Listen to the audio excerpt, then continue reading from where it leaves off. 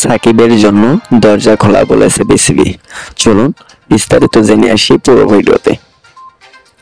প্রথম টি-20তে শ্রীলঙ্কার বিপক্ষে বড় ব্যবধানে হেরেছিল বাংলাদেশ।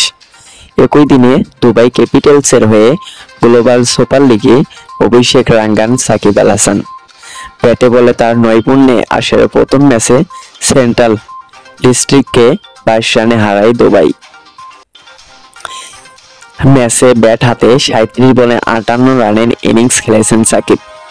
বল হাতেও ছিলেন অনন্য। মাত্র 13 রান খরচায় 4 উইকেট তুলে নিলেন তিনি। ফ্রাঞ্চাইজিস লিগে সবার উপস্থিতি থাকলে বেশ অনেকটা সময় ধরে জাতীয় দলের বাইরে আছেন সাকিব আল হাসান। দেশের জার্সিতে অনেকেই তার শেষটা দেখে ফেলেছেন। অবশ্য বিসিবি পরিচালক ইখতিয়ার আহমেদ মিঠু জানালেন, সাকিবের জন্য জাতীয় দলের দরজা সবসময় খোলা থাকবে। মিরপুরে গণমাধ্যমের মুখোমুখি হয়ে মিঠু বলেন, বাংলাদেশের ক্রিকেট টেস্টে ক্রিকেটার হচ্ছেন সাকিব আল হাসান। এখানে কোনো সেকেন্ড চয়েস নেই। তার জন্য দরজা সবসময় খোলা।